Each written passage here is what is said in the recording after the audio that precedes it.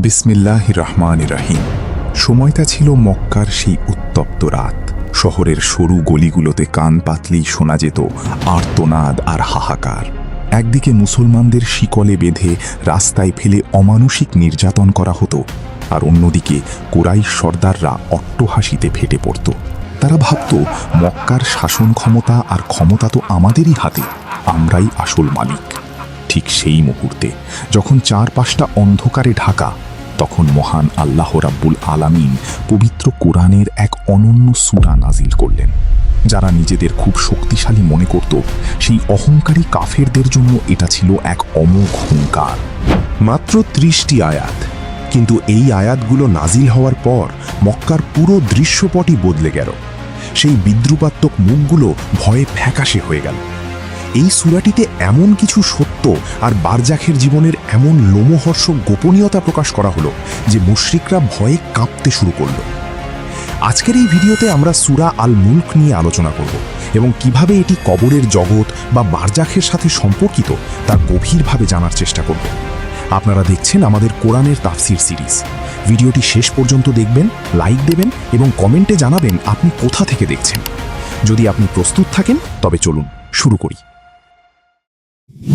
আজ থেকে 1400 বছর আগে আমরা মক্কায় ফিরে যাচ্ছি। সেই মক্কা যেখানে বাণিজ্য পথের মিলনস্থল, যেখানে কাবার চারপাশে রাখা হয়েছে অনেক মূর্তি, আর যেখানে শক্তিশালীরা দুর্বলদের পায়ের নিচে পিষে ফেলে। ঠিক সেই সময় সেখানে ছোট্ট একটি দল ছিল, আমাদের প্রিয় মুমিন ভাই বোনেরা। আত্মীয় স্বজনরা তাদের পরিত্যাগ করেছে, তাদের ঘর ছাড়া করা হয়েছে, অসহ্য নির্যাতন করা হয়েছে। কারো কারো শরীরে ভারী শিকল পরিয়ে উত্তপ্ত বালুর ওপর শুইয়ে রাখা হতো। দিনের পর দিন টিকে থাকাটাই তাদের জন্য ছিল এক কঠিন সংগ্রাম। মক্কি জীবনের শেষ দিকে জুলুম নির্যাতন চরম পর্যায়ে পৌঁছেছিল। মুমিনদের শুধু উপহাসই করা হতো না, তাদের জেলখানায় ভরা হতো, এমনকি তাদের হত্যার শিকার হতে হতো। সূরাটির 28 নম্বর আয়াতে এই ঐতিহাসিক বাস্তবতার স্পষ্ট প্রতিফলন পাওয়া যায়। রাসূলুল্লাহ সাল্লাল্লাহু আলাইহি ওয়াসাল্লাম কাফেরদের উদ্দেশ্য করে বলেছিলেন, তোমরা বলো তো, আল্লাহ যদি আমাকে এবং আমার সঙ্গীদের ধ্বংস করে দেন, অথবা যদি আমাদের প্রতি দয়া করেন, তাহলে তোমাদের কে বাঁচাবে? সেই যন্ত্রণাদায়ক শাস্তি থেকে তোমাদের রক্ষা করার মতো কে আছে? এগুলো কিন্তু কোনো অসহায় মানুষের কথা নয়, এগুলো সেই সত্তার কথা যিনি জানেন আসলে সব কিছুর আসল মালিক কে। ঠিক সেই সময়ে আল্লাহর কাছ থেকে এই সূরাটি অবতীর্ণ হলো, যা মুমিনদের মনে অফুরন্ত শক্তি আর সাহস জুগিয়ে দিল। আর যারা আল্লাহকে অস্বীকার করত, তাদের জন্য এটি ছিল এক কঠোর সতর্কবার্তা। আল্লাহ সেই অহংকারী অত্যাচারীদের জানিয়ে দিলেন যে প্রকৃত মালিকানা এবং বিচার করার ক্ষমতা কেবল তাঁরই হাতে। তিনি পরিষ্কারভাবে বলে দিলেন, খুব শীঘ্রই তাদের ভয়াবহ শাস্তির মুখোমুখি হতে হবে। তিনি তাদের মনে করিয়ে দিলেন মহাবিশ্বের আসল মালিক কে। যারা পৃথিবীতে জুলুম করে তারা আসলে কোনো কিছুর মালিক নয়। অত্যাচারীদের এই ক্ষমতা ক্ষণস্থায়ী। আর মৃত্যু, যে মৃত্যু দিয়ে তারা মুসলমানদের ভয় দেখাতো, সেই মৃত্যু তো স্বয়ং আল্লাহরই সৃষ্টি। তার ইচ্ছা ছাড়া কারো মৃত্যু হতে পারে না। আর মৃত্যু কোনো সমাপ্তি নয়, বরং এটি একটি নতুন জীবনের শুরু। এই নতুন জগৎটা আমাদের বর্তমান জীবনের চেয়ে অনেক বেশি স্পষ্ট এবং বাস্তব, আর এটিই হলো চিরন্তন জীবন। সূরা আল মুলক মানুষের মনের সেই সবচেয়ে বড় প্রশ্নের উত্তর দেয়, আমরা কেন পৃথিবীতে এলাম? সৃষ্টির শুরু থেকেই মানুষ এই একই প্রশ্ন করে আসছে। সমাজতন্ত্রীরা এক উত্তর দেয়, পুঁজিবাদীরা অন্য উত্তর দেয়, দার্শনিকদেরও নিজস্ব তত্ত্ব আছে, কিন্তু আল্লাহ রাব্বুল আলামিন নিজেই এর উত্তর দিয়েছেন কুরআনে। এই সূরায় আল্লাহ খুব স্পষ্টভাবে ব্যাখ্যা করেছেন কেন তিনি মানুষকে সৃষ্টি করেছেন এবং এই জীবনের উদ্দেশ্য আসলে কি। তিনি ঘোষণা করেছেন যে মালিকানা, নিয়ন্ত্রণ এবং সর্বময় কর্তৃত্ব কেবল তাঁরই। এরপর তিনি মহাবিশ্বের বিভিন্ন নিদর্শন দেখিয়ে প্রমাণ করেছেন যে এই সার্বভৌমত্ব কেবল তাঁরই প্রাপ্য। এই সূরাটি আমাদের অস্তিত্বের অর্থ বুঝিয়ে দেয়। এই সূরার ফজিলত অপরিসীম। আমাদের প্রিয় নবী সাল্লাল্লাহু আলাইহি ওয়াসাল্লাম বলেছেন, কুরআনে 30টি আয়াতের একটি সূরা আছে যা তার পাঠকারীর জন্য সুপারিশ করবে এবং তাকে ক্ষমা করিয়ে নেবে। আর এই সূরাটি হল সূরা আল মুলক। এই হাদিসটি প্রমাণ করে যে হাসরের ময়দানে এই সূরাটি আমাদের পক্ষে কথা বলবে। সাহাবী আব্দুল্লাহ ইবনে মাসউদ রাদিয়াল্লাহু আনহু বলতেন, যে ব্যক্তি প্রতি রাতে সূরা আল মুলক পড়বে, আল্লাহ তাকে কবরের আযাব থেকে রক্ষা করবেন। রাসূলুল্লাহ সাল্লাল্লাহু আলাইহি ওয়াসাল্লামের সময়ে আমরা এই সূরাটিকে আল মানিয়া বা রক্ষাকারী সূরা বলতাম, কারণ এটি কবরের শাস্তি প্রতিরোধ করে। একে আল মুনজিয়া বা মুক্তিদাতা সূরা বলা হয়, কারণ এটি মানুষকে নাজাতের পথ দেখায়। মূলত 3টি উদ্দেশ্যে এই সূরাটি নাজিল হয়েছে। 1, মানুষকে তার সীমা মনে করিয়ে দেওয়া, আমরা আসলে কিছু নিয়ন্ত্রণ করি না। 2, জীবনের প্রকৃত উদ্দেশ্য দেখানো, এই পৃথিবী কেবল একটি পরীক্ষা। 3, পরকাল যে এক নিশ্চিত বাস্তবতা তা ঘোষণা করা, সেখানে জবাবদিহিতা অনিবার্য। রাজত্ব কেবল আল্লাহর, জীবন একটি পরীক্ষা, আর এর ফলাফল অবধারিত। এখন চলুন আমরা এই সূরার প্রথম আয়াত দিয়ে শুরু করি। বিসমিল্লাহির রহমানির রহিম। তাবারাকাল্লাযী বিয়াদিহিল মুলক ওয়া হুয়া আলা কুল্লি শাইইন কাদির। বরকতময় তিনি, যার হাতে সমস্ত রাজত্ব এবং তিনি সবকিছুর ওপর ক্ষমতাবান।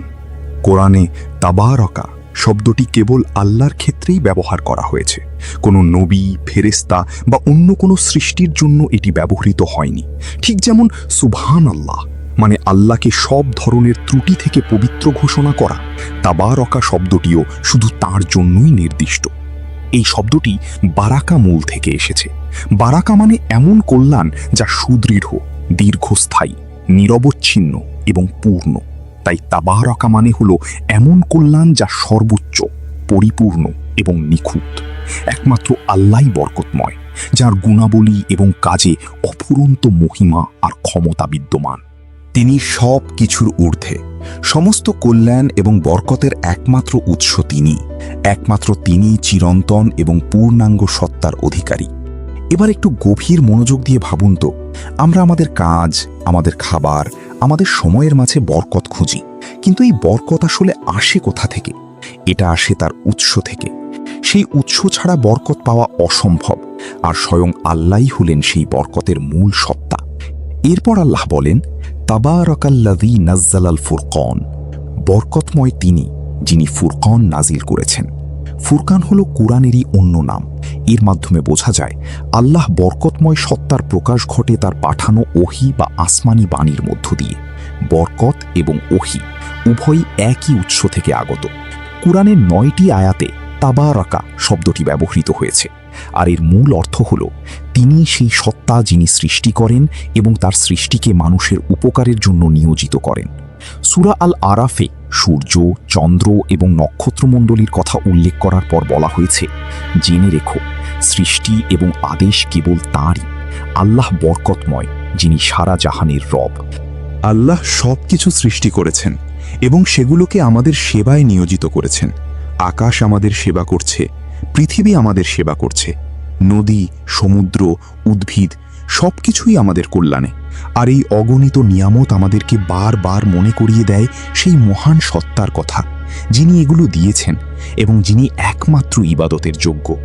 রাজত্বের মালিকানা নিয়ে বিতর্ক করার কিছু নেই, কারণ পৃথিবীর কোনো মানুষই প্রকৃত মালিক হওয়ার দাবি করতে পারে না।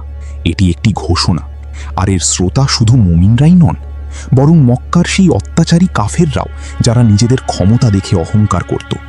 আশ্চর্যের বিষয় হল, এই সূরার প্রতিটি আয়াতে এমন সব কাজের কথা বলা হয়েছে যা কেবল আল্লাহই করতে পারেন। সৃষ্টি করা, মৃত্যু দেওয়া, জীবন দেওয়া, রিজিক দেওয়া, আকাশকে ধরে রাখা, পৃথিবীকে মানুষের জন্য অনুগত করে দেওয়া। মানুষের পক্ষে কি এসব করা সম্ভব? কোনো মানুষের পক্ষেই সম্ভব নয়।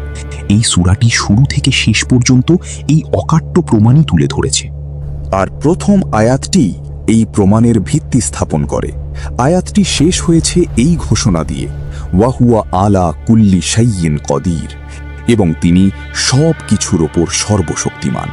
কাদির বা ক্ষমতাবান মানে কেবল বলবান নয়, এর অর্থ হল পরম ক্ষমতা, অসীম ক্ষমতা, যা কারো ওপর নির্ভরশীল নয় এবং যা তার নিজস্ব সত্তা থেকে উৎসারিত। তিনি যাকে ইচ্ছা সম্মানিত করেন, যাকে ইচ্ছা অপদস্থ করেন। তিনি যাকে চান মৃত্যু দেন, যাকে চান জীবন দেন। যাকে ইচ্ছা তিনি ধনী বানান, যাকে ইচ্ছা দরিদ্র অবস্থায় রাখেন।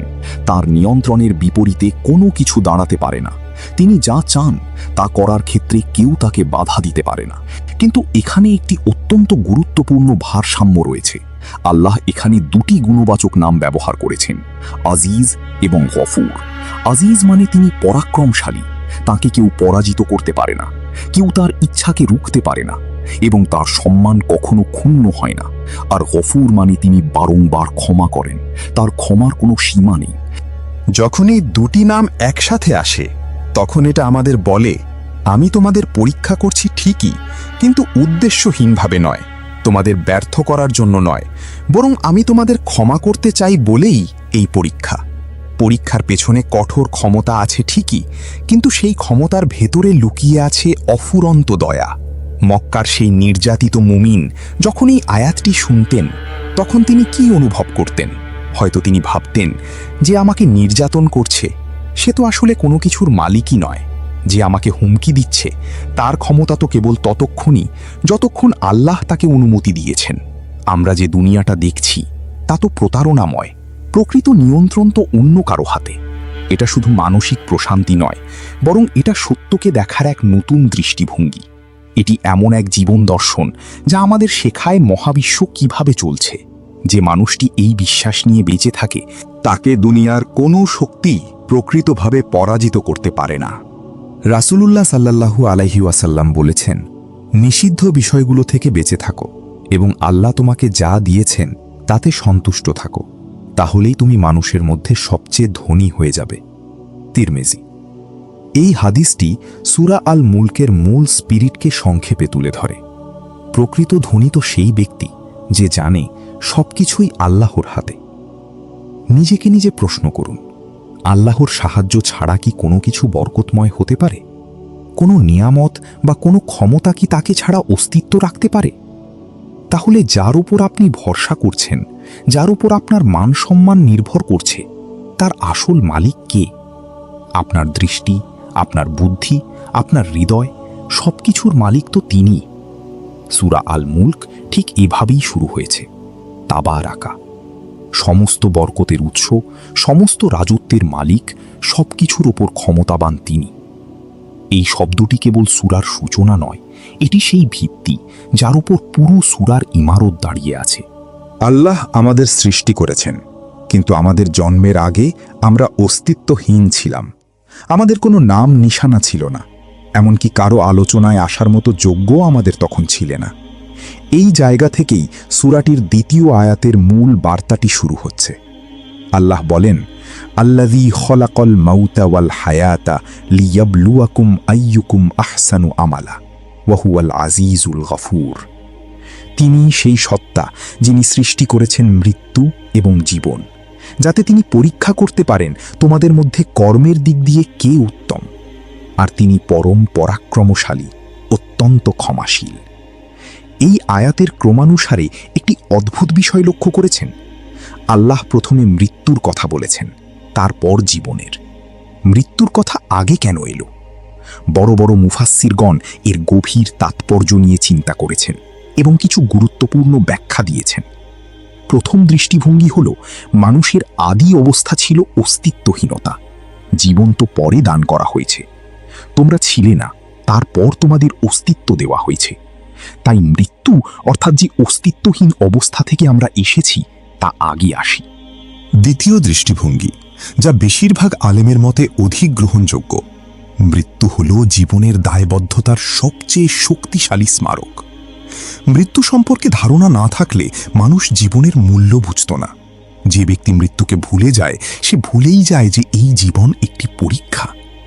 মৃত্যুর কথা আগে উল্লেখ করে আল্লাহ আমাদের সতর্ক করছেন, এই জীবন অনন্ত নয়, এটি শেষ হয়ে যাবে। আর শেষ হওয়ার আগে তুমি কি অর্জন করলে? রাসূলুল্লাহ সাল্লাল্লাহু আলাইহি ওয়াসাল্লাম বলেছেন, তোমরা ঘন ঘন সব আনন্দ ধ্বংসকারী বিষয়টিকে স্মরণ করো, অর্থাৎ মৃত্যু। তিরমিজি। মৃত্যুকে স্মরণ করা মানুষকে দুনিয়ার গোলামি থেকে মুক্তি দেয়। এটি জীবনের অগ্রাধিকারগুলোকে নতুন করে সাজিয়ে দেয়। ছোট ছোট বিষয়গুলো তখন অর্থহীন মনে হয়, আর বড় বিষয়গুলো সামনে চলে আসে। এই আয়াতের সবচেয়ে শক্তিশালী অংশ হল, তিনি মৃত্যুকে সৃষ্টি করেছেন। মৃত্যু মানে এমন কিছু নয় যা সব সময় ছিল, বা এমন কোনো অন্ধ শক্তি নয় যা হুট করে আমাদের ওপর ঝাঁপিয়ে পড়বে। মৃত্যু আল্লাহর একটি সৃষ্টি, জীবনের মতোই মৃত্যুও একটি সৃষ্টি। আল্লাহ এর একটি নির্দিষ্ট ভূমিকা নির্ধারণ করেছেন এবং নির্দিষ্ট সময়েই তা কার্যকর হয়। এই বিষয়টি বুঝতে পারা মানুষের দেখার দৃষ্টিভঙ্গি পুরোপুরি বদলে দেয়। মক্কার কাফেররা মৃত্যুকে দেখত জীবনের সমাপ্তি হিসেবে। তাদের কাছে মৃত্যুর মানে ছিল কেবল হাড়ের স্তূপ আর সবকিছুর শেষ। এই ভ্রান্ত বিশ্বাস তাদের নৈতিক দায়বদ্ধতা থেকে মুক্ত করে দিয়েছিল, কারণ যদি কোনো বিচার বা হিসাব না থাকে, মানুষ তখন লাগামহীন হয়ে পড়ে। যদি পাপের কোনো শাস্তি না থাকে, তবে অন্যায় করা সহজ হয়ে যায়। আর যদি পরকালে ভালো কাজের কোনো প্রতিদান না থাকে, তবে জীবনের সব সুন্দর কাজের গুরুত্ব শুধু দুনিয়াতেই সীমাবদ্ধ হয়ে যায়। আল্লাহ এই আয়াতের মাধ্যমে সরাসরি সেই চিন্তার উপর আঘাত করেছেন। তিনি বলছেন, মৃত্যু সমাপ্তি নয়, আমি একে সৃষ্টি করেছি, আর তা সৃষ্টি করেছি একটি উদ্দেশ্য নিয়ে, তোমাদের পরীক্ষা করার জন্য, দেখার জন্য যে তোমাদের মধ্যে কে সৎকর্মপরায়ণ। এখানে উত্তম আমল বলতে কিন্তু কাজের সংখ্যার কথা বলা হয়নি, বলা হয়েছে গুণগত মানের কথা। ফুদাইল ইবনি ইয়াজ রহিমাহুল্লাহ এই আয়াতের ব্যাখ্যায় বলেছেন, উত্তম আমল মানে হলো সেই কাজ যা সবচেয়ে বেশি ইখলাসের বা আন্তরিকতার সাথে এবং সবচেয়ে সঠিকভাবে করা হয়। কোনো কাজ যদি খুব আন্তরিক কিন্তু নিয়ম মতো না হয়, তা কবুল হবে না। আবার যদি কাজটা সঠিক নিয়মে হয় কিন্তু তাতে আন্তরিকতা না থাকে, তাও গ্রহণযোগ্য হবে না। আন্তরিকতা মানে হলো শুধুমাত্র আল্লাহর সন্তুষ্টির জন্য করা, আর সঠিক হওয়া মানে হলো আমাদের প্রিয় নবী সাল্লাল্লাহু আলাইহি ওয়াসাল্লামের সুন্নাহ অনুযায়ী করা। বাইহাকি ও বিভিন্ন তাফসির গ্রন্থ। আল্লাহ আমাদের অনেক অনেক কাজ করতে বলছেন না, তিনি বলছেন কাজগুলো সুন্দরভাবে করতে। আর কাজ তখনই সুন্দর হয় যখন তাতে আন্তরিকতা ও সুন্নাহর অনুসরণ মিলেমিশে একাকার হয়ে যায়। আর আল্লাহ হলেন আল আজিজ এবং আল গফুর। আজিজ মানে তিনি পরাক্রমশালী, কেউ তাকে পরাজিত করতে পারে না। আর গফুর মানে তিনি বারবার ক্ষমা করেন, তিনি গুনাহ ঢেকে রাখেন। এই নামটি আমাদের বলে দেয়, আমি তোমাদের ধ্বংস করার জন্য পরীক্ষা করছি না, আমি তোমাদের ক্ষমা করতে চাই। ক্ষমার দরজা খোলা আছে। রাসূলুল্লাহ সাল্লাল্লাহু আলাইহি ওয়াসাল্লামকে একবার জিজ্ঞেস করা হয়েছিল, শ্রেষ্ঠ আমল কোনটি? তিনি বলেছিলেন, আল্লাহর উপর বিশ্বাস, তারপর আল্লাহর পথে জিহাদ করা, তারপর কবুল হওয়া হজ। বুখারী ও মুসলিম। অন্য বর্ণনায় আছে, সময় মতো নামাজ পড়া, তারপর বাবা মায়ের সাথে সদ্ব্যবহার করা। এই হাদিসগুলো আমাদের একটি গুরুত্বপূর্ণ শিক্ষা দেয়। শ্রেষ্ঠ আমল সবসময় একই থাকে না। সময়, ব্যক্তি এবং পরিস্থিতির উপর ভিত্তি করে তা পরিবর্তন হতে পারে। কিন্তু সব কাজের মধ্যে একটি সাধারণ বিষয় থাকতেই হবে, আর তা হলো কাজটি হতে হবে একান্তই আল্লাহর জন্য। ভাবুন তো, আপনি কোথা থেকে এসেছেন? শূন্যতা থেকে। কোথায় যাচ্ছেন? আল্লাহর কাছে। আর এই মাঝখানের সময়টুকুতে আপনি কি করছেন? এটাই আসল প্রশ্ন। একবার রাতের বেলা শহরের আলোগুলো থেকে দূরে কোথাও যান, আকাশের দিকে মাথা তুলে তাকান। অসীম অন্ধকার, তার মধ্যে কোটি কোটি আলোর বিন্দু। প্রতিটি নক্ষত্র বিশাল, এক একটি থেকে অন্যটির দূরত্ব আকাশচুম্বী। প্রত্যেকে নিজ নিজ কক্ষপথে চলছে, কিন্তু কেউ কারো সাথে ধাক্কা খাচ্ছে না। কোটি কোটি বছর ধরে এই শৃঙ্খলা চলছে। একটি ফাটল নেই, একটি বিচ্যুতি নেই, গণনায় বিন্দু মাত্র ভুল নেই। এই মহাজাগতিক দৃশ্য দেখানোর পর আল্লাহ আমাদের জিজ্ঞেস করছেন, তুমি কি কোনো খুঁত দেখতে পাচ্ছ? এরপরই তৃতীয় ও চতুর্থ আয়াত। আল্লাহ বলেন, যিনি সৃষ্টি করেছেন 7টি আকাশ স্তরে স্তরে। করুণাময় আল্লাহর সৃষ্টিতে তুমি কোনো অসামঞ্জস্য দেখবে না। সুতরাং তুমি আবার তাকিয়ে দেখো, কোনো ত্রুটি কি দেখতে পাচ্ছ? তারপর বারবার তাকিয়ে দেখো, তোমার দৃষ্টি তোমার দিকে ফিরে আসবে ব্যর্থ হয়ে এবং ক্লান্ত হয়ে। 7টি আকাশ মানে কি? একটির ওপর আরেকটি স্তরে স্তরে সাজানো মহাবিশ্বের 7টি আবরণ। আজকের বিজ্ঞানের ভাষায় মহাকাশের এই স্তরে স্তরে সজ্জিত কাঠামোর আলোচনা করা হয়। যদিও এটি আমাদের অদৃশ্যের জগৎ বা গায়েব, এর সঠিক সংজ্ঞা দেওয়া অসম্ভব। তবে এভাবে চিন্তা করুন, আপনার খালি চোখে আপনি যা দেখছেন তা মিল্কি ওয়ে গ্যালাক্সির সামান্য অংশ মাত্র। আর এই মিল্কি ওয়ে গ্যালাক্সিতেই ধারণা করা হয় অন্তত 10,000 কোটি নক্ষত্র রয়েছে। আর এর নিকটতম গ্যালাক্সিতেও প্রায় 100 বিলিয়ন নক্ষত্র রয়েছে। এই গ্যালাক্সিগুলো নিয়ে গঠিত বিশাল সব লোকাল গ্রুপ, আর এই গ্রুপগুলো মিলে তৈরি করে সুপার ক্লাস্টার। সেই সুপার ক্লাস্টারগুলো মহাকাশ জুড়ে বিশাল জালের মতো একে অপরের সাথে যুক্ত। এর স্কেল বা পরিধি মানুষের কল্পনারও অতীত। এত বিশাল এই সৃষ্টির মাঝে কোথাও কোনো বিশৃঙ্খলা নেই, কোথাও কোনো ফাটল নেই। আল্লাহ একে বলেছেন তিবাক, যা নিখুঁত সামঞ্জস্যে স্তরে স্তরে সাজানো। আর এখানে তিনি আর রহমান বা পরম করুণাময় নামটি ব্যবহার করেছেন, কারণ এই নিখুঁত সৃষ্টি আসলে আমাদের প্রতি তার অসীম দয়ার একটি নিদর্শন। সূর্যের পৃষ্ঠদেশের তাপমাত্রা প্রায় ৬,০০০ ডিগ্রি সেলসিয়াস, আর এর কেন্দ্রের তাপমাত্রা প্রায় ২ কোটি ডিগ্রি পর্যন্ত পৌঁছাতে পারে। এই বিশাল শক্তির আধারটি কোটি কোটি বছর ধরে এক নিখুঁত ভারসাম্যের সাথে কাজ করে যাচ্ছে। মহাবিশ্বের প্রতিটি ক্ষুদ্রাতি ক্ষুদ্র বিষয়ও এই একই নির্ভুলতায় তৈরি। একটি মৌমাছি ফুলের রস থেকে মধু তৈরি করে, যা পৃথিবীর সব মানুষ মিলেও কৃত্রিমভাবে হুবহু তৈরি করতে পারে না। রেশম পোকা তার খাবারকে সিল্কে রূপান্তরিত করে মানুষের ব্যবহারের জন্য দিয়ে দিচ্ছে। বীজ, মাটি, পানি, বাতাস আর সূর্য সবকিছু একত্রে কাজ করে বলেই একটি গাছ বড় হয়। এই যে পরম সামঞ্জস্য, তা এমন এক জ্ঞান ও ক্ষমতার দিকে ইঙ্গিত করে যা প্রতিটি বিষয়কে জানে এবং নিয়ন্ত্রণ করে। এরপর আল্লাহ বলছেন, সুম্মার জিয়াইল বাসারা কাররাতাইনি, আবার তুমি তাকিয়ে দেখো। আরবি ভাষায় কাররাতাইন মানে দুবার, কিন্তু মুফাসসিরগণ ব্যাখ্যা করেছেন যে এখানে এর অর্থ হলো বারবার তাকিয়ে দেখুন। আপনি যে কোনো কোণ থেকে দেখুন, আপনার শক্তিশালী টেলিস্কোপ দিয়ে দেখুন, মাইক্রোস্কোপ দিয়ে দেখুন, গাণিতিক সূত্র বা বৈজ্ঞানিক হিসাব দিয়ে দেখুন, ফলাফল একটাই। আপনার দৃষ্টি ক্লান্ত হয়ে ফিরে আসবে, কারণ আপনি সেখানে কোনো খুঁত খুঁজে পাবেন না। হাজার হাজার বছর ধরে বিজ্ঞান টেলিস্কোপ, গণিত এবং মহাকাশ গবেষণার মাধ্যমে আকাশ পর্যবেক্ষণ করছে, আর প্রতিটি নতুন আবিষ্কার এই নিখুঁত শৃঙ্খলাকে আরও স্পষ্ট করে তুলছে। প্রতিটি নতুন গবেষণালব্ধ তথ্য মানুষকে এই স্বীকারোক্তি দিতে বাধ্য করছে যে এই সিস্টেম নিজে নিজে তৈরি হতে পারে না। এই আয়াতে আল্লাহ বিশেষভাবে আর রহমান নামটি ব্যবহার করেছেন। করুণাময় আল্লাহর সৃষ্টিতে আপনি কোনো অসামঞ্জস্য দেখবেন না। কেন আর রহমান? কারণ আর রহমান হলেন তিনি, যার রহমত সব কিছুকে পরিবেষ্টন করে আছে, যিনি তার সৃষ্ট সব কিছুর প্রতি দয়া প্রদর্শন করেন, তাদের রক্ষা করেন এবং তাদের রিজিকের ব্যবস্থা করেন। এই নিখুঁত জগৎ আপনার প্রতি নিরপেক্ষ নয়, বরং এটি আপনারই জন্য। সূর্য তাপ দিচ্ছে আপনার জন্য, পৃথিবী আপনাকে ধারণ করছে আপনার জন্য, বাতাস বইছে আপনারই টিকে থাকার জন্য। এই ভারসাম্য তার অসীম দয়ারই প্রতিফলন। রাসূলুল্লাহ সাল্লাল্লাহু আলাইহি ওয়াসাল্লাম বলেছেন, আল্লাহ তার রহমতকে ১০০ ভাগে ভাগ করেছেন।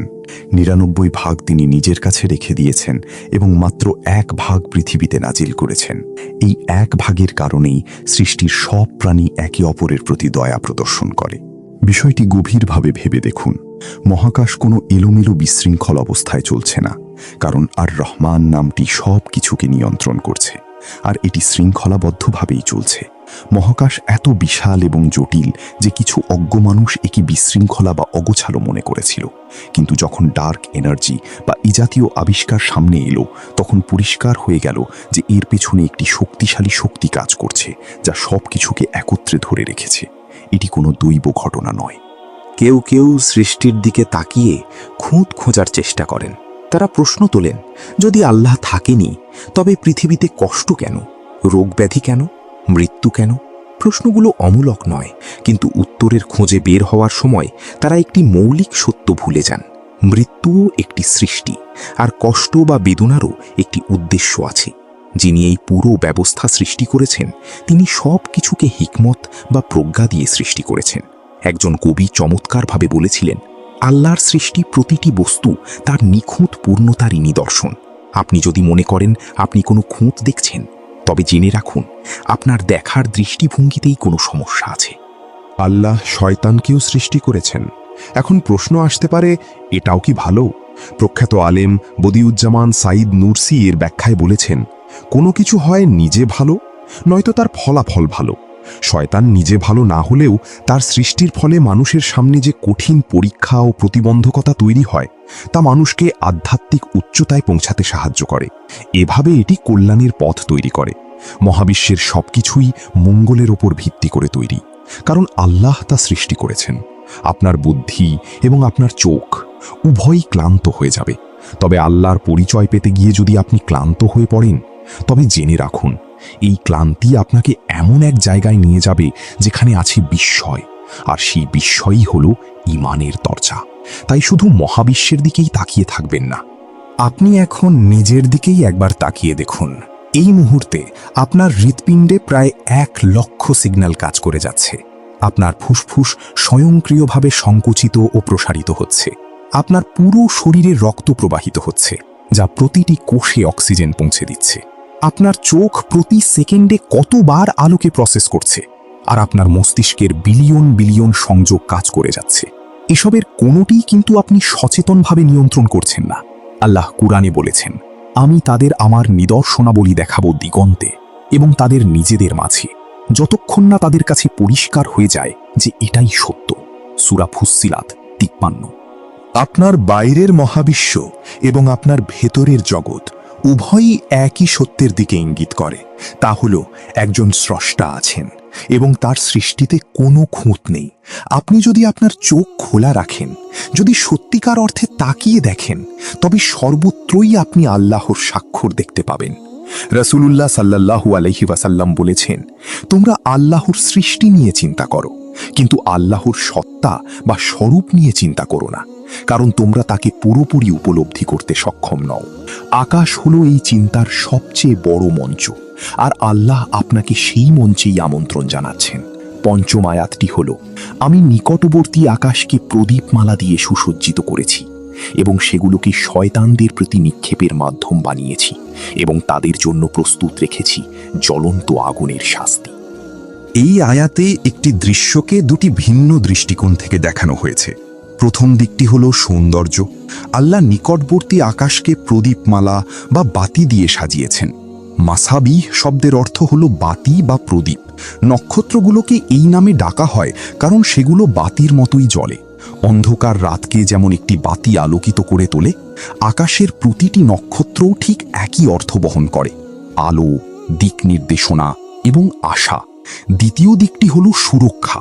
এই একই নক্ষত্রগুলো বা তাদের থেকে বিচ্ছুরিত কোনো কিছু শয়তানদের জন্য আগুনের গোলার মতো কাজ করে যখন তারা সীমা লঙ্ঘন করার চেষ্টা করে। একই সৃষ্টিতে সৌন্দর্য এবং সুরক্ষা দুটোই বিদ্যমান। এই রুজুম বা বিতাড়িত করার বিষয়টি বোঝার জন্য আমাদের এর প্রেক্ষাপট জানা প্রয়োজন। জিন ও শয়তানরা স্বর্গীয় তথ্য চুরি করার চেষ্টা করত। ফেরেশতাদের কথোপকথন শোনার জন্য তারা গোপনে উৎ পেতে থাকত। এরপর তারা সেই তথ্য জ্যোতিষীদের কাছে পৌঁছে দিত, আর জ্যোতিষীরা সেগুলোকে অদৃশ্য জ্ঞান বা ভবিষ্যতের সংবাদ হিসেবে মানুষের কাছে উপস্থাপন করত। মক্কায় তখন এই জ্যোতিষবিদ্যা খুব প্রচলিত ছিল। মানুষ তাদের কাছে গিয়ে ভবিষ্যৎ সম্পর্কে জানতে চাইত। শয়তানরাই পুরো ব্যবস্থাকে সমর্থন জোগাত। জ্যোতিষীরা এর থেকে ফায়দা লুটত, আর সাধারণ মানুষ ধোকায় পড়ত। আল্লাহ এই আয়াতে সেই পুরো ব্যবস্থার ভিত্তিটাই গুড়িয়ে দিয়েছেন। আকাশপথ এখন শয়তানদের জন্য বন্ধ। তারা কাছে আসার চেষ্টা করলেই তাদের বিতাড়িত করা হয়। কুরআন অন্যান্য আয়াতেও এর সমর্থন দেয়। সূরা জিনে জিনরাই বলেছে, আমরা আকাশ অনুসন্ধান করেছিলাম এবং তাকে শক্তিশালী প্রহরী ও আগুনের গোলক দিয়ে পরিপূর্ণ পেয়েছিলাম।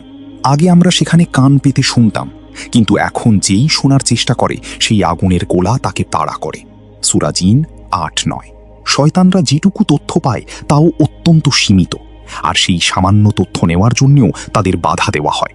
তাহলে একজন মানুষ কেন জ্যোতিষীর কাছে যাবে? শয়তানরাই যদি সেই জ্ঞান পেতে ব্যর্থ হয়, তবে জ্যোতিষীর পক্ষে তা কিভাবে সম্ভব? রাসূলুল্লাহ সাল্লাল্লাহু আলাইহি ওয়াসাল্লাম বলেছেন, যে ব্যক্তি কোনো জ্যোতিষীর কাছে গেল এবং তার কথা বিশ্বাস করল, সে মুহাম্মদের উপর অবতীর্ণ এই ধর্মের সাথে কুফরি করল। আবু দাউদ। এই আয়াত আমাদের একটি গুরুত্বপূর্ণ সত্য শেখায়, যা কিছু দেখতে সুন্দর তার গভীরতর একটি অর্থও থাকে।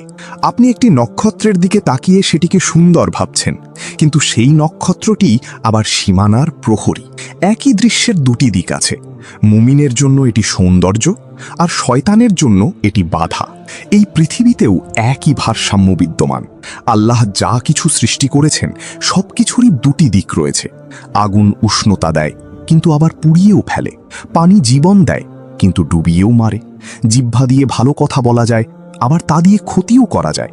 আপনার বুদ্ধি ও ঈমানের কাজ হলো এই দুটি দিক বুঝে সঠিকটি বেছে নেওয়া। আর তাদের জন্য প্রস্তুত রেখেছি জ্বলন্ত আগুনের শাস্তি।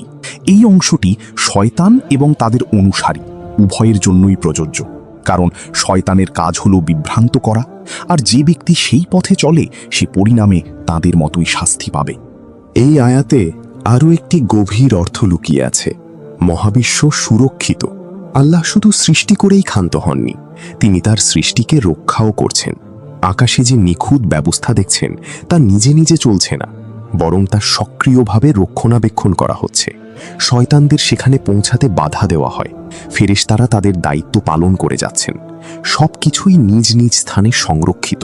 এটি আল্লাহর সাথে তার সৃষ্টির সম্পর্কের একটি গুরুত্বপূর্ণ সত্য প্রকাশ করে।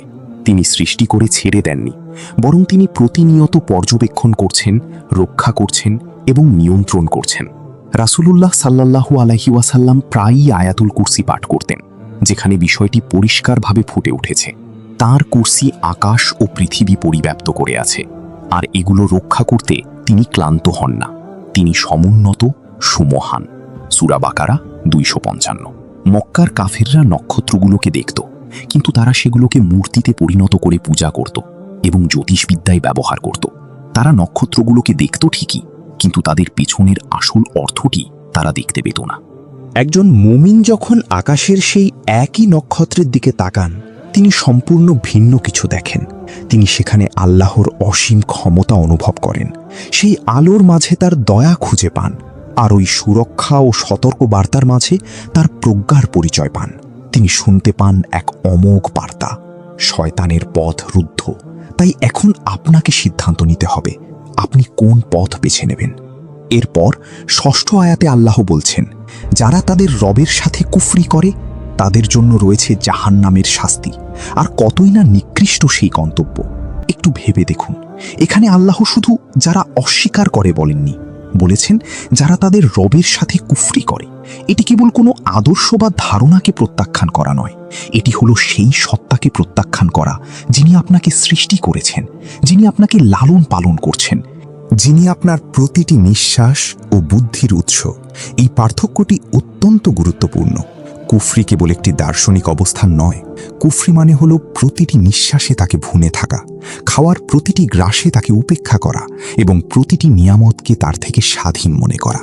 কখনো কখনো এই কুফরি প্রকাশ পায় আল্লাহ নেই বলার মাধ্যমে, আবার কখনো কখনো মুখে বিশ্বাস থাকলেও জীবনে আল্লাহর কোনো স্থান না রাখার মাধ্যমে। আর কখনো কখনো কোনো কথা বলার প্রয়োজন হয় না, আপনার জীবনযাপনই বলে দেয় আপনি তাকে অস্বীকার করছেন। মাসির অর্থ হলো চূড়ান্ত গন্তব্য, যেখানে আপনি পৌঁছাবেন। অর্থাৎ জাহান্নাম কোনো দুর্ঘটনা নয়, এটি একটি গন্তব্য। আপনি সেখানে হঠাৎ পড়ে যান না, বরং আপনি সেখানে পৌঁছান। আর এই পৌঁছানোর আগে রয়েছে এক দীর্ঘ সফর। দুনিয়ার বুকে আপনার প্রতিটি কুফরি কাজ, প্রতিটি ভুল সিদ্ধান্ত এবং প্রতিটি পদক্ষেপ আপনাকে সেই গন্তব্যের দিকেই নিয়ে যায়।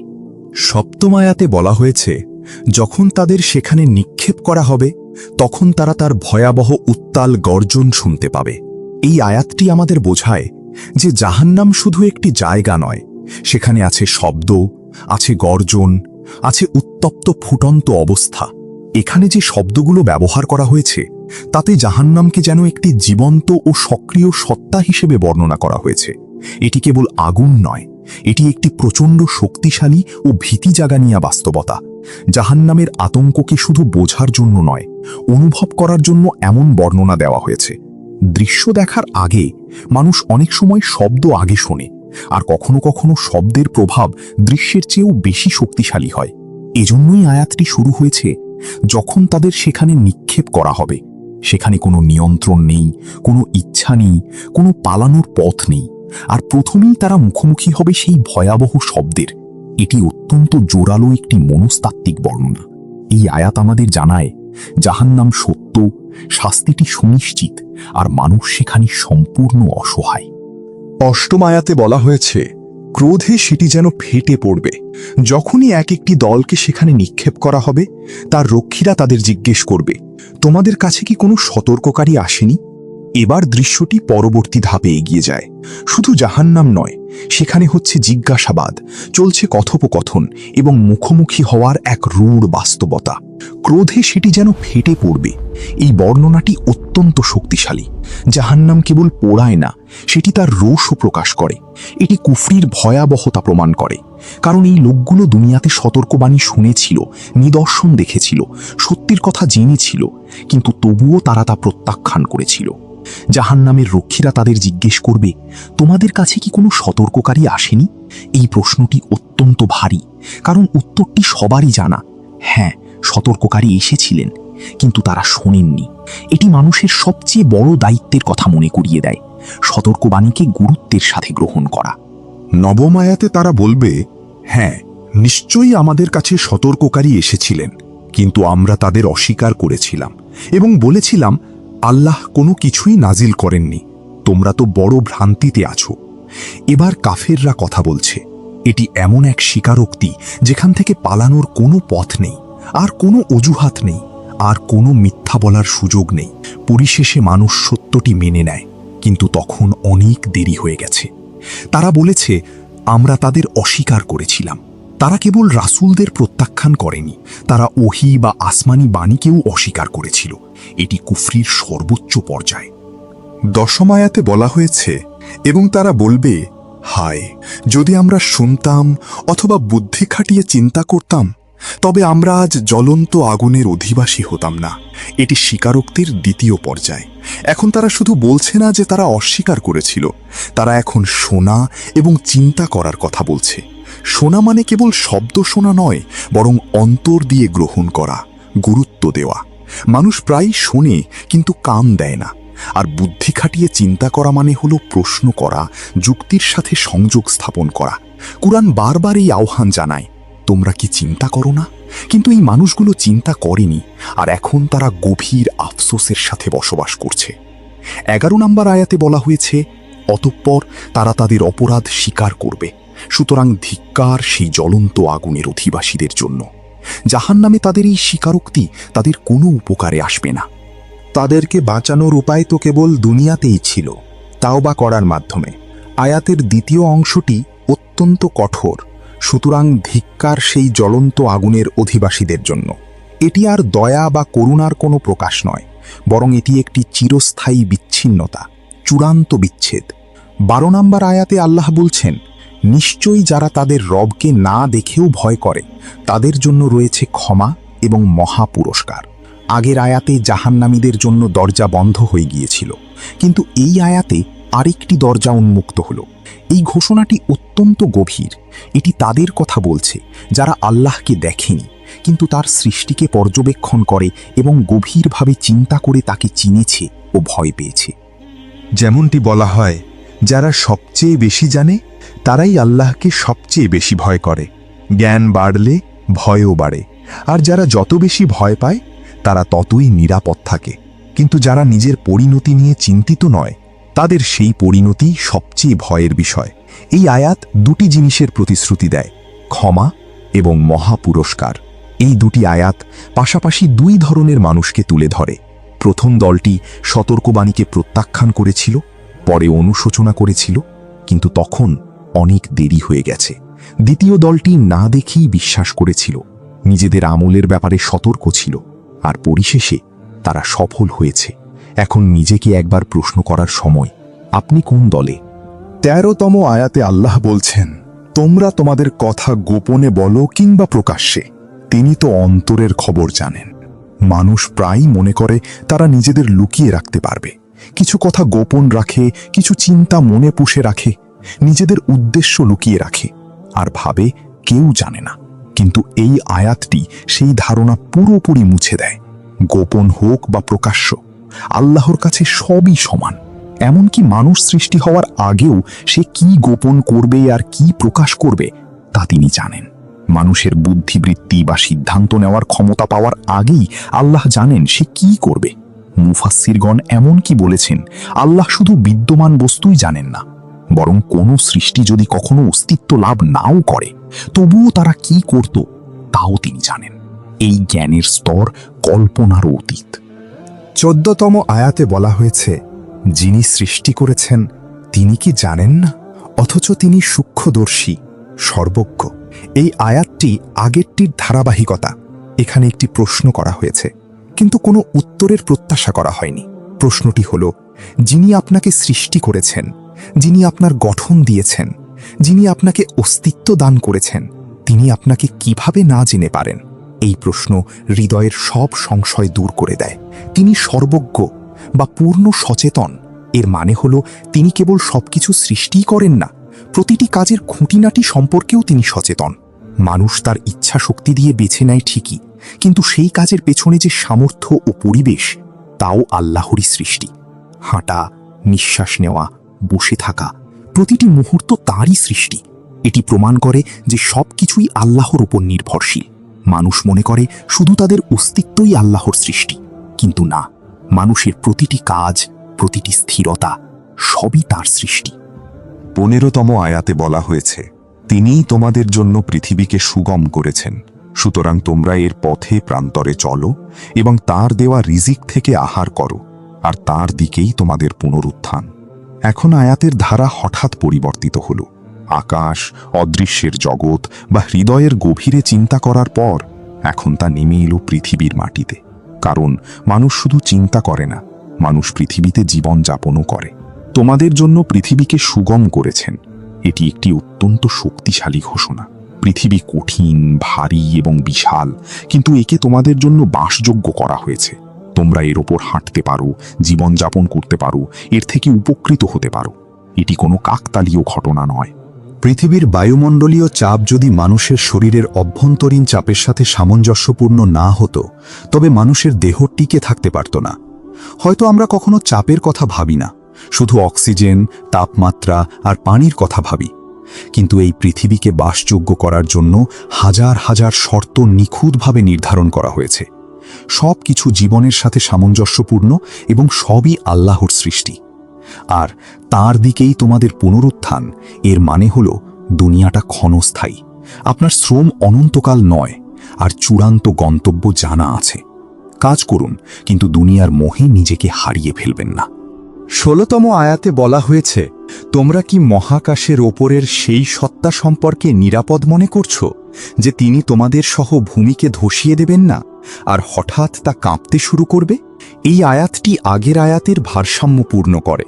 আগে সহজতার কথা ছিল, এখন সতর্কবার্তা। এটি জিজ্ঞেস করছে, আপনারা কি সত্যিই নিরাপদ? হঠাৎ পৃথিবী কাঁপতে শুরু করবে মানে, যাকে আপনারা খুব স্থিতিশীল মনে করছেন, যে মাটির ওপর আপনারা ভরসা করছেন, তা মুহূর্তের মধ্যে বদলে যেতে পারে। মানুষ প্রায়ই মনে করে সবকিছু তার নিয়ন্ত্রণে, কিছুই হবে না। কিন্তু এই আয়াত সেই ভ্রম ভেঙে দেয়। 17তম আয়াতে বলা হয়েছে, অথবা তোমরা কি নিরাপদ, যে মহাকাশের ওপরের সেই সত্তা তোমাদের উপর পাথরের ঝড় পাঠাবেন না? তখন তোমরা জানতে পারবে আমার সতর্কবাণী কেমন ছিল। আগের আয়াতে বিপদ ছিল নিচ থেকে, এখন দিক পরিবর্তন হয়ে ওপর থেকে। একই প্রশ্ন আবার করা হয়েছে, আপনারা কি সত্যিই নিরাপদ? এই পুনরাবৃত্তি অকারণে নয়, কারণ মানুষ যখন একটি বিপদ বুঝে যায়, তখন অন্য দিক থেকে সে নিজেকে নিরাপদ মনে করে। কিন্তু এখানে আপনি নিচ থেকে নিরাপদ নন, ওপর থেকেও নিরাপদ নন। এটি আমাদের অতীত ধ্বংসের কথা মনে করিয়ে দেয়। লুতের সম্প্রদায়, আদ জাতি বা সামুদ জাতি, সবাই ভিন্ন ভিন্ন উপায়ে ধ্বংস হয়েছিল। এই আয়াত সেই দৃশ্যগুলো চোখের সামনে নিয়ে আসে। 18 নম্বর আয়াতে বলা হয়েছে, তাদের আগের লোকেরাও অস্বীকার করেছিল, সুতরাং আমার শাস্তি কেমন ছিল? এটি শুধু একটি সতর্কবার্তা নয়, বরং ইতিহাসের একটি পুনরাবৃত্ত বাস্তবতার দিকে ইঙ্গিত। অতীতে মানুষকে সতর্ক করা হয়েছিল, তারা প্রত্যাখ্যান করেছিল, আর তারপর শাস্তি ভোগ করেছিল। 19তম আয়াতে বলা হয়েছে, তারা কি তাদের উপর উড়ন্ত পাখিদের দেখে না, যারা ডানা মেলে ধরে এবং আবার গুটিয়ে নেয়? দয়াময় আল্লাহ ছাড়া কেউ তাদের ধরে রাখে না। নিশ্চয়ই তিনি সব কিছু দেখেন। এটি খুবই চমকপ্রদ, কারণ এখানে নতুন কোনো তথ্য দেওয়া হয়নি। এটি প্রতিদিনের পরিচিত কোনো কিছুর কথা মনে করিয়ে দেয়, যা নিয়ে আমরা হয়তো কখনো ভাবিই না। পাখির ওড়া খুবই সাধারণ মনে হতে পারে, কিন্তু বাস্তবতায় তারা বাতাসকে ভর করে ভেসে থাকে। পাখিরা পড়ে যায় না, তারা বাতাসের উপর ভর করে ভারসাম্য বজায় রাখে। এটি আপাত দৃষ্টিতে সাধারণ মনে হলেও আসলে এটি এক বিস্ময়কর সৃষ্টি। পাখির শারীরিক গঠন, তাদের ওড়ার ক্ষমতা, এসব দেখে মানুষ অনুপ্রাণিত হয়ে বিমান, হেলিকপ্টার ও রকেট তৈরি করেছে। পাখিরা নিজে থেকে এগুলোর কৌশল জানে না, তাদের এভাবেই সৃষ্টি করা হয়েছে। এর আসল নকশাকার তিনি, যিনি তাদের সৃষ্টি করেছেন এবং তাদের ওড়ার উপযোগী করেছেন। এই আয়াতে স্পষ্টভাবে বলা হয়েছে, পরম করুণাময় আল্লাহ ছাড়া কেউ তাদের ধরে রাখে না। ২০ নম্বর আয়াতে বলা হয়েছে, দয়াময় আল্লাহ ছাড়া তোমাদের সাহায্যকারী এমন কোনো বাহিনী আছে কি? কাফেররা কেবল বিভ্রান্তিতেই নিমজ্জিত। এই আয়াতটি মানুষের অবলম্বন, যেমন ক্ষমতা, অর্থ বা কোনো বিশেষ সিস্টেমের ওপর সরাসরি আঘাত করে। এটি জিজ্ঞেস করে, এগুলো কি আসলেই তোমাদের সুরক্ষা দিচ্ছে? প্রকৃত সাহায্য, প্রকৃত সুরক্ষা আর প্রকৃত ক্ষমতা আসে কেবল একটি উৎস থেকে, আর তা হলো আল্লাহ। আর আয়াতটি শেষ হয়েছে এই শক্তিশালী কথায়, কাফেররা কেবল বিভ্রান্তিতেই নিমজ্জিত। এটি কেবল ভুল নয়, বরং এটি প্রতারিত হওয়ার একটি অবস্থা। মানুষ কিভাবে প্রতারিত হয়? তারা মনে করে তারা খুব শক্তিশালী, তারা সব নিয়ন্ত্রণ করছে। তারা এমন সব কিছুর সাথে নিজেদের জড়িয়ে ফেলে যাদের উপর ভরসা করে, কিন্তু বাস্তবে তাদের কোনোটিই নিশ্চিত নয়। ২১ নম্বর আয়াতে বলা হয়েছে, আল্লাহ যদি তোমাদের রিজিক বন্ধ করে দেন, তবে কে আছে যে তোমাদের রিজিক দিতে পারে? কিন্তু তারা অহংকার ও সত্যবিমুখতায় অবিচল। আল্লাহ যদি রিজিক বন্ধ করে দেন, এটি কেবল কোনো সম্ভাবনা নয়, বরং একটি বাস্তবতার কথা মনে করিয়ে দেওয়া। রিজিক মানে কেবল আপনার উপার্জন নয়, এটি আপনার নিয়ন্ত্রণের বাইরে। মানুষ সাধারণত ভাবে, আমি কাজ করি, আমি আয় করি, আমি নিয়ন্ত্রণ করি। কিন্তু এই আয়াতটি পাল্টা প্রশ্ন করে, সত্যিই কি তাই? কারণ চাকরি চলে যেতে পারে, টাকা শেষ হয়ে যেতে পারে, সিস্টেম বদলে যেতে পারে, কিন্তু রিজিকের উৎস কখনো বদলায় না। কারো কারো হয়তো কোনো বিশেষ সামর্থ্য নেই, তবুও তাদের অঢেল সম্পদ দেওয়া হয়। আবার অনেকে খুব দক্ষ এবং কঠোর পরিশ্রম করেও ধনী হতে পারে না। এটি পরিষ্কারভাবে দেখায় যে আল্লাহ যাকে ইচ্ছা তাকে রিজিক দেন এবং যতটুকু ইচ্ছা দেন। ২২ নম্বর আয়াতে বলা হয়েছে, যে ব্যক্তি উপর হয়ে চলে সে কি বেশি পথপ্রাপ্ত, নাকি যে ব্যক্তি সোজা পথে সুদৃঢ়ভাবে চলে? এই অভিব্যক্তিটি অত্যন্ত জোরালো। উপর হয়ে চলার মানে দৃষ্টিহীনতা, লক্ষ্যহীনতা এবং ভারসাম্যহীনতা।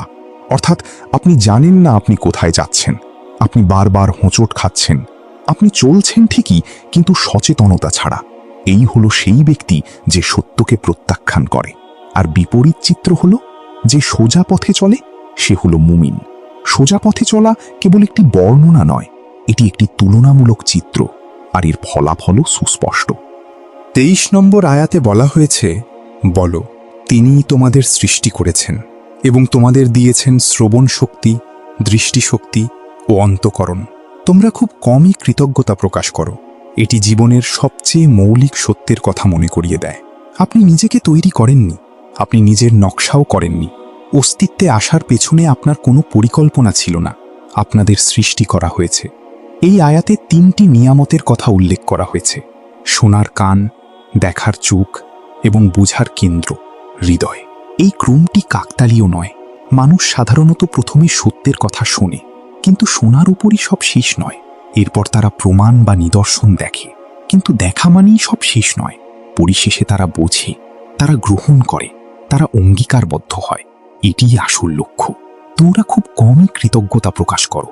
এখানে আয়াতটি খুব তীক্ষ্ণ, কারণ আপনাদের যা দেওয়া হয়েছে তা অগণিত, কিন্তু বিনিময়ে আপনারা যে কৃতজ্ঞতা প্রকাশ করছেন তা খুবই সামান্য।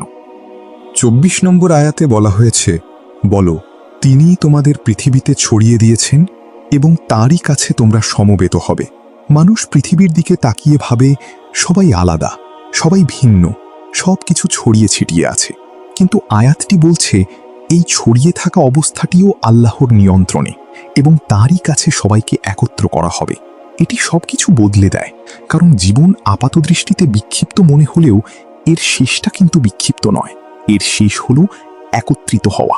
এটি শুধু একত্র হওয়া নয়, এটি হলো হিসাব, এর ফল এবং চূড়ান্ত পরিণতি। সবকিছু সেখানেই ঘটবে। ২৫ নম্বর আয়াতে বলা হয়েছে, তারা বলে, যদি তোমরা সত্যবাদী হও তবে এই প্রতিশ্রুতি কবে আসবে? এবার দৃশ্যপট পাল্টে যায়। কাফেররা কথা বলছে। এটি কোনো আন্তরিক প্রশ্ন নয়, বরং উপহাসের সুরে বলা হচ্ছে। ২৬ নম্বর আয়াতে বলা হয়েছে, বলো, এর জ্ঞান কেবল আল্লাহর কাছেই। আমি তো কেবল একজন স্পষ্ট সতর্ককারী। এই হলো উত্তর, যা অত্যন্ত পরিষ্কার। সময়টি নির্ধারিত আছে, কিন্তু তা আপনাদের জানানো হয়নি। এটি খুবই গুরুত্বপূর্ণ, কারণ মানুষ সবকিছু জানতে চায়, সবকিছু নিয়ন্ত্রণ করতে চায়, কিন্তু কিছু বিষয় অজানা থাকাই মানুষের জন্য শ্রেয়।